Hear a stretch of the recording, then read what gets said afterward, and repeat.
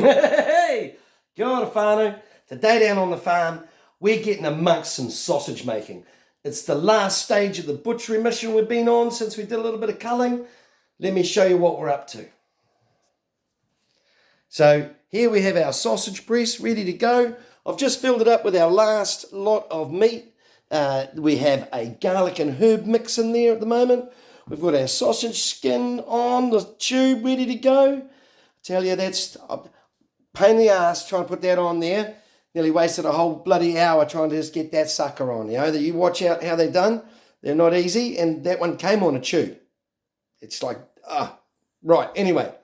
That's a 32 to 35 millimeter natural casing, hog casing, on a, I think, 25 millimeter tube. Anyway, we're going to get amongst today. Let me just set you up here. Hopefully we can get this sorted quickly. Bada boom, bada bing. Can see everything. How's that looking? Yeah, you can see me? Yeah, neat. All right. Just pull you forward a little bit. Roger. All right, here we go. Let's get amongst some sausage making. So this is the last one I'm doing for the day. And just going to show some meat here.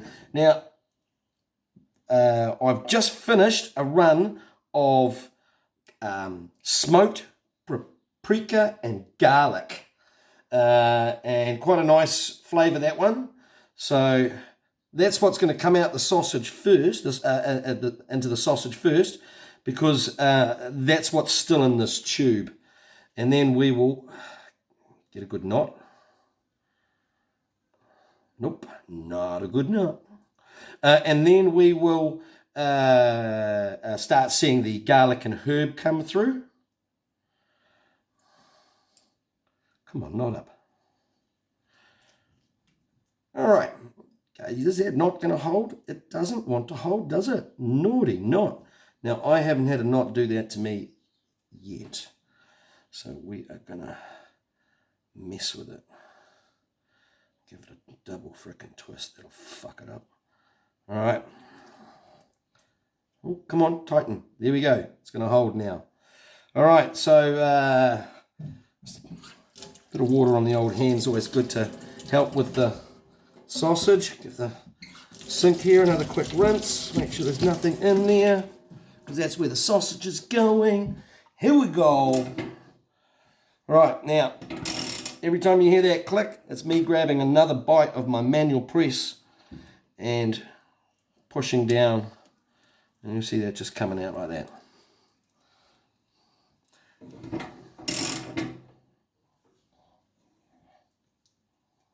Now this is the smoked paprika, and you can see every so often I'll give it a squeeze, just a gentle squeeze to make it the right size, because when we finish this job up, we're going to tie them off, and we're going to tie them off in a hang, so to be hung in the fridge.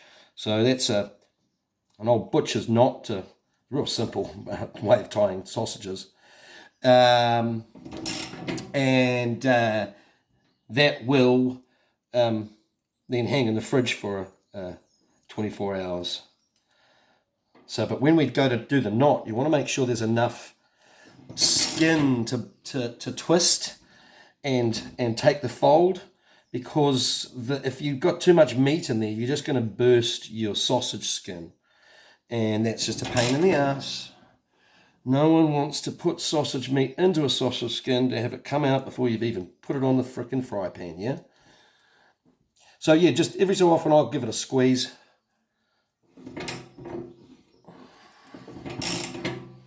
Oh, come on, this is pretty hard on the old shoulder. This is the third run of sausages that we've done. I think we're starting to see that different meat there now. You can see there should be a change here somewhere. Getting into the garlic meat. Garlic and herb. Now the meat in the sausage is 99% lamb and or mutton meat.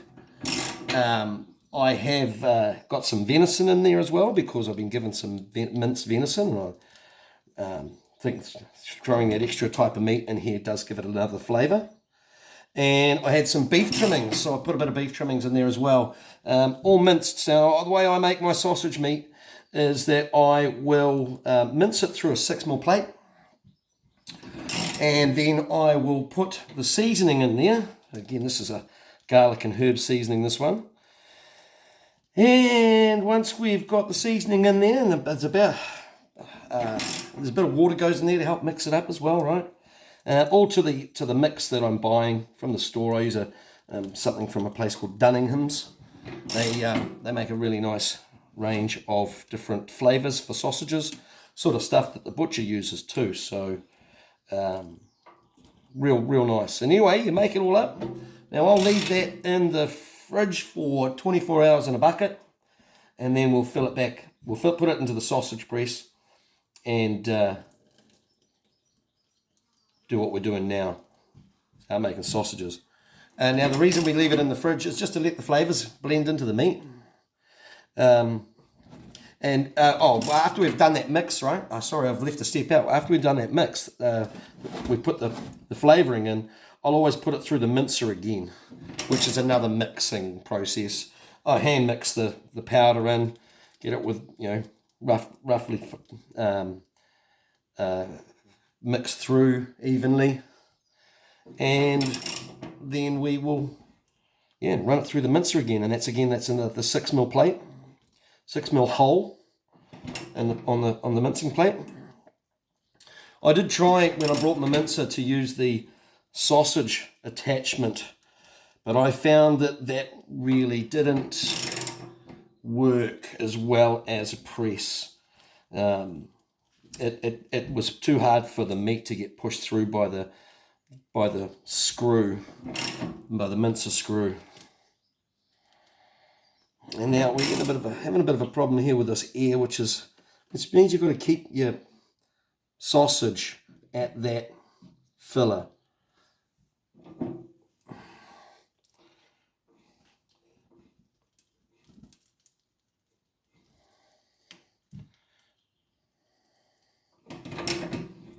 And those little squeezes that I'm giving it, you may not see them. They're very subtle, but they do happen. I do it like that. You can see that thumb just sort of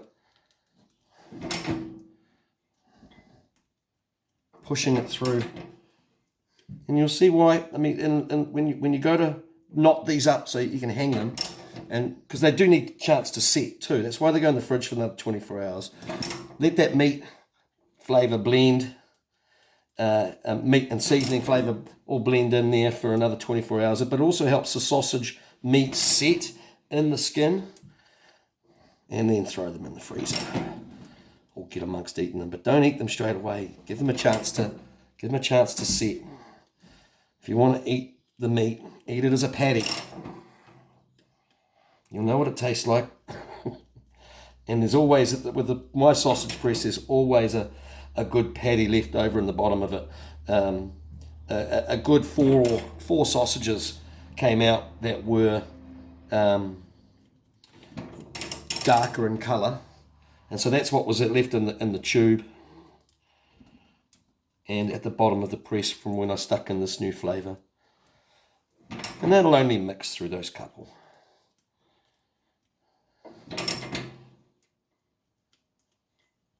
Plus, it's a very similar flavour. Garlic. I love a bit of garlic, eh? We love garlic. Fresh garlic better.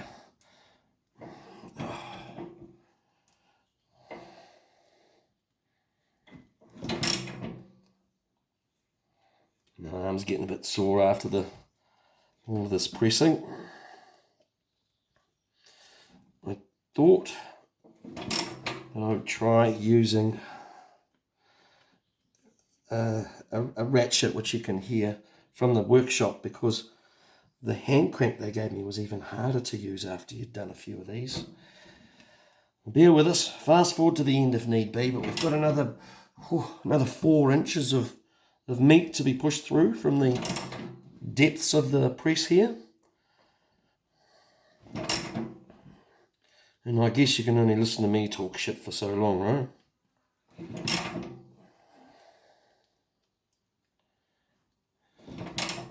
But down on the farm, we are a one-cut wonder. There'll be no frickin' mixing or going off to the computer to do any of the dumb stuff like, what do you call that? Video editing? No, thank you. You get a raw cut. It's not, maybe not live, but it's a raw cut. That's why I like those shorts so much. Nice and easy. Fit something into under 3 minutes and done. Can't do that with this though, right? Bugger off, flies.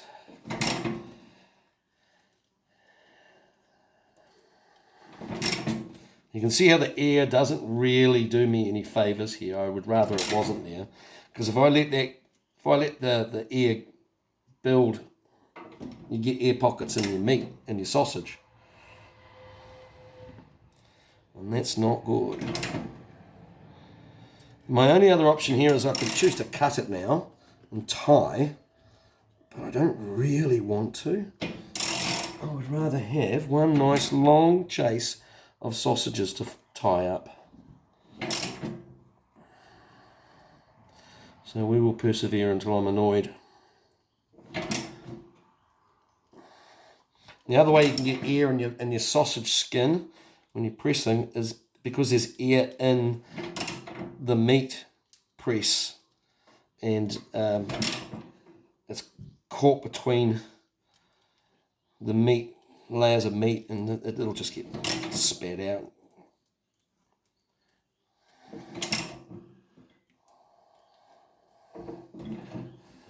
Woo.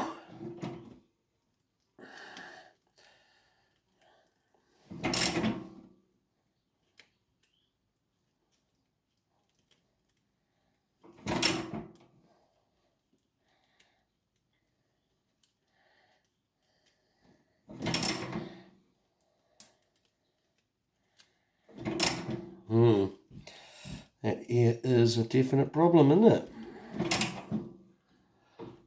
What do we got? Another couple of inches for the press to go down.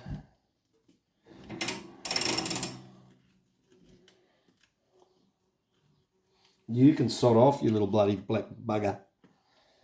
Flies, I hate the bastards. So does Harley. She runs around chasing them, trying to eat them. And then occasionally, and she's already been caught once or twice, she catches the jalapeno versions. Yeah, because of this air, I'm really working the whole thing completely differently now. And, oh, my arm is getting pretty sore. I don't mean to moan, but...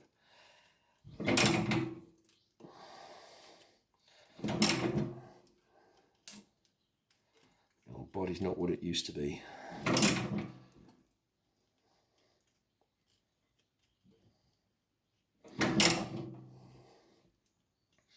Now some might be going, just prick the skin. Well, no, that's no good either. You don't want to prick your skin of your sausage, apparently.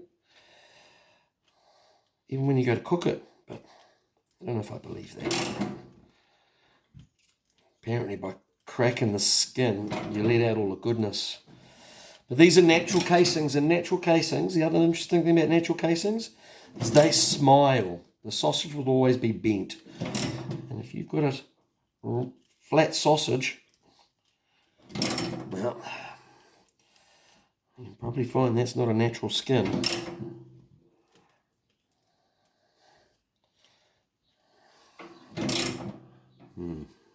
Way to go yet, fellas and fellasses. So I'm just going to persevere. We're getting there.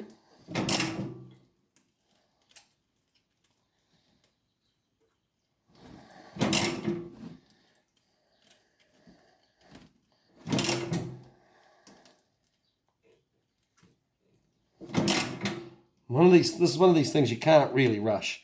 If I push it too hard, then I'm going to have meat coming out the top of the press plate, because it's got to go somewhere.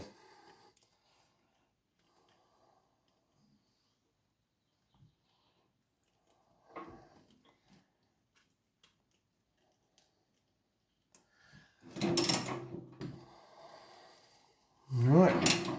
Surprisingly, another inch or so left to go on the press here.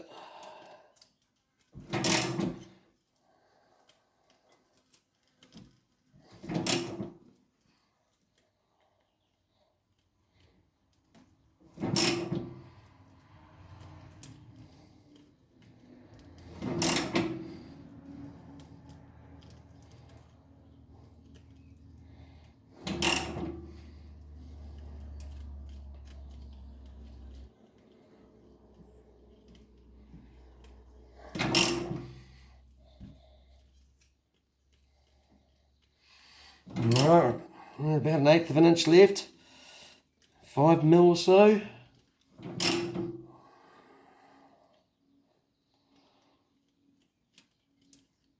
And you can really find it hard to pull down on that press now. Definitely worth having one of these things. You can get hydraulic versions where you attach it up to a tap or something similar, and that's fine. They work. I've used those back in the day when I was playing Butcher Boy with my brother, which is how I know how to do half this shite. But he's the qualified butcher. I was just as lackey. But yeah, I do like the mechanical version here that I've got. It's not perfect, but you'll also find that neither is the hydraulic one if you ever get one. Oh, what have we got left? That must be it there. Alrighty, looks like the end of it there. We'll just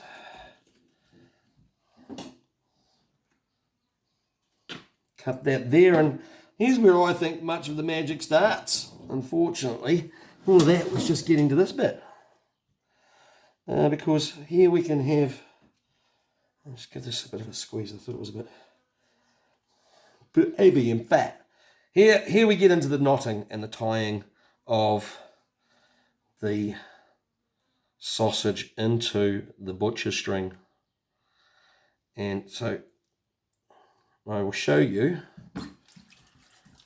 my technique, which is fairly simple.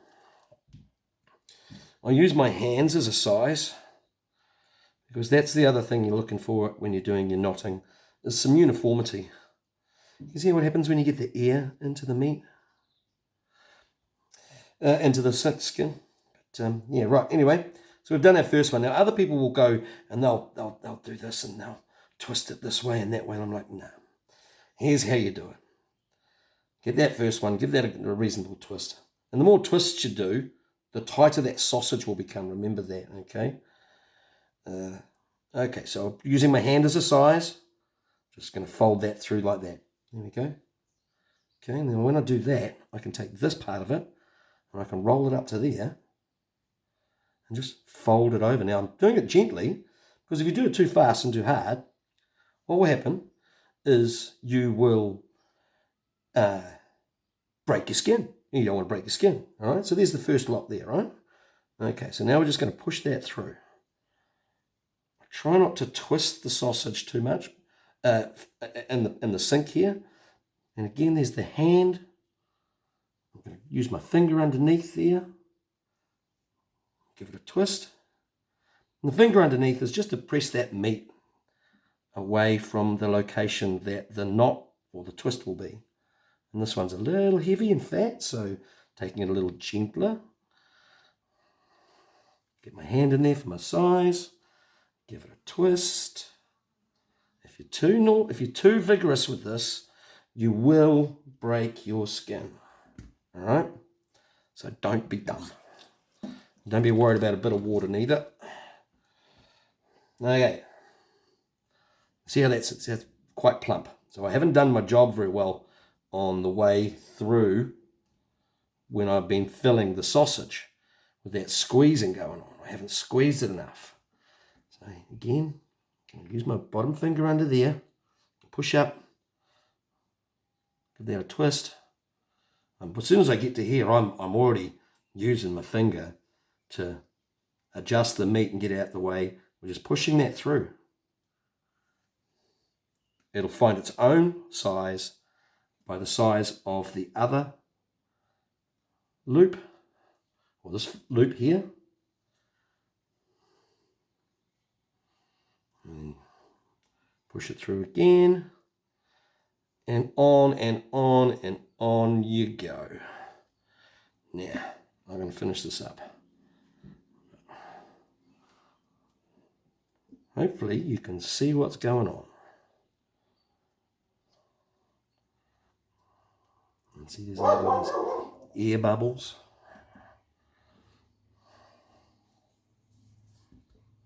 Poke that through there.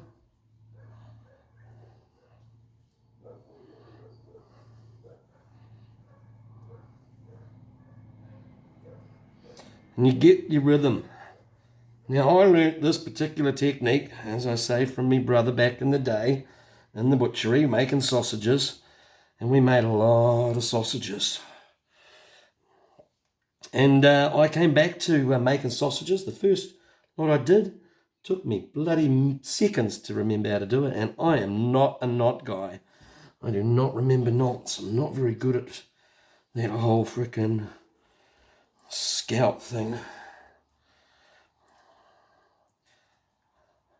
And this just straight away came straight back to me.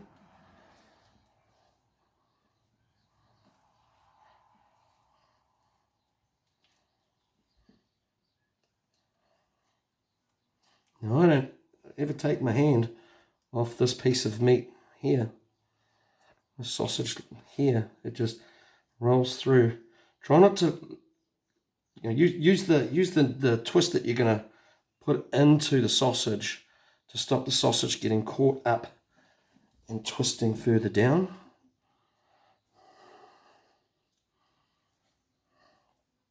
There you go. See, and as soon as you put these knots into it, it makes that sausage nice and plump.